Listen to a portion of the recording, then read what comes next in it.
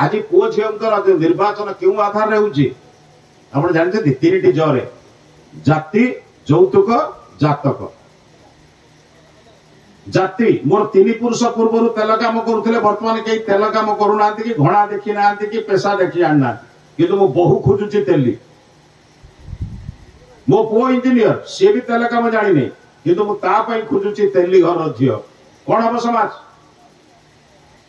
जाति क्या कहती एक बुझे नहीं जाति क्या कहती समान प्रसवात्मिका जाति मनीष एक जाति पशु एक जाति घोड़ा एक जाति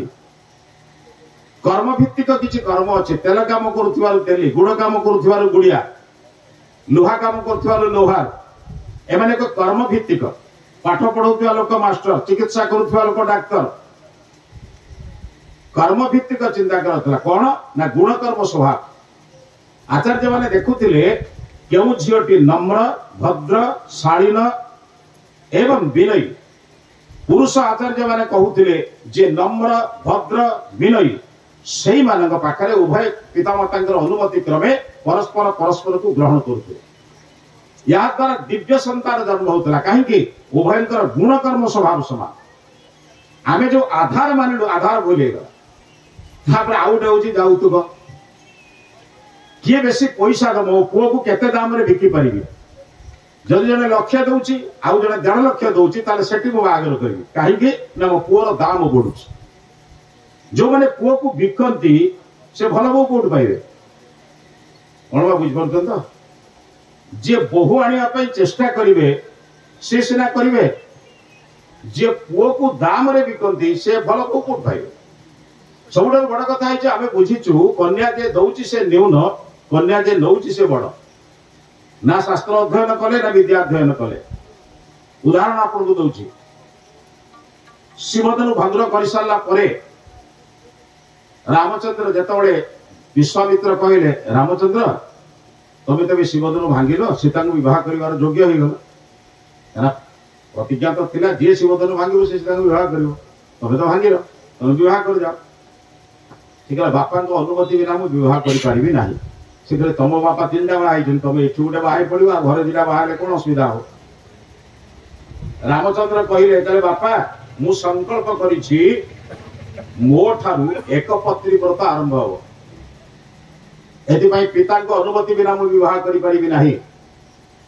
राम नाम रे कीर्तन करुवा लोक और राम नाम को कही निजक पवित्र करुवा लोक विचार करने दरकार बापा माँ को न जणी विवाह कले राम असंतुष्ट हे ये ज्ञान रहिले लोक बापा माँ को लुचे विवाह कर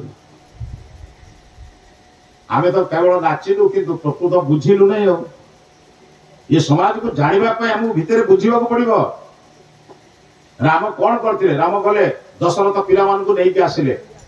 बरजात्री भाव में राम लक्ष्मण भरत शत्रुघ्न आपण जानि जदि एका दिन 4 जन कर विवाह होई नहीं के आसिले आसिला बेले जनक आमर जमी विवाह हुए झीर बाप माने प्रथम आसो बाट वर्ण पूर्व आसो माने पुओ बाप को देखा कर प्रणाम कर आज्ञा आपन केते लोक आछथि जळिखा बाटर करछि माने झील बाप भावुत जमी बड़ी गला भाया छेली अवस्था आम जहाँ देखुच लोक आप संसार देखुवे बड़ विचित्र भाव से नम्र थी आज्ञा जहाँ कहले मानुछ क्या झील बाबा कौन कर नई नई नई नई आसिले धीरे धीरे आसिले किए अत्यंत नम्र भाव आसुच्च जनक जनक आसी कौन कहले प्रथम चिंतन कले कहले आज्ञा आपण जेहेतु आपण पुओ को लेके आछथि मु आपण को बर भाषा आछथि प्रणाम करबा को नहिले संगे संगे दशरथ कहले दशरथ संगे संगे कहले कहले आपण याज्ञवल्क्यंकर शिष्य आपण केवल ता नहंती सुखदेव भले लोक आपण को गुरु करिया को आसीथिले आपण एडे बड़ राजा एवं ऋषि ये ज्ञान थाउ आपण एभली अकर्म केमिति करूछथि कहले कोन मो भूल कली कहले आपण कोन मते प्रणाम करूछथि कोन भूलटा आइगला प्रणाम आपण आपण बर बापा आपण बर नि आछथि मो घर कन्या देबे मो बर पिताटा आपण कन्या कन्या पिताटा बर पिता को प्रणाम करतानी कहले आपण कोडी मो कहूची आपण पा राजा एवं ऋषि ऋषिर ज्ञान कोन हिया तो कोन भूलटा मु कली ना मते गोटे उत्तर दियंतु जे दिए बड़ ना जे निए बड़ आया जे दिए बड़ ना जे निए बड़ कौन है ताले आपण देबे मु नेबी के बड़ आपण को मु प्रणाम करबी ना आपण मते प्रणाम करिवे रामायण पढ़ुवा व्यक्ति माने केबे कन्या पिता को दिने कष्ट भी देबेनी पाठ न पढ़िथिबा लोकंकर अनेक प्रकार दंड थाए आ समाज रो सबुठारु बड़ कथा होउची मो सुनाटा भले मां माने जते बसचंती निज सुना पिंचंती आ समस्त को पचारे समस्त कोन कहबे जानते ना मु लालचंद रो आनीची कल्याण रो आनीची से अंकी रो आनीची बड़ बड़ कथा कहबे आपण कहबाटा ठीक ना कसटी पत्र कहबा ठीक बा सुनाटा ठीक भूल कसटी पत्र कहबे ना आपण कहबे आया कसटी पत्र कहबो आपण जहा कहले हबनी गोटे शास्त्र ज्ञान अछि शास्त्र रे जोटा कसटी पत्र रे कसा हितो सेटा ठीक जे जहा कहले ठीक नुए बर्तमान जे जहा कहउची ठीक काहे कि निज सुना कसटी पत्र रे कसा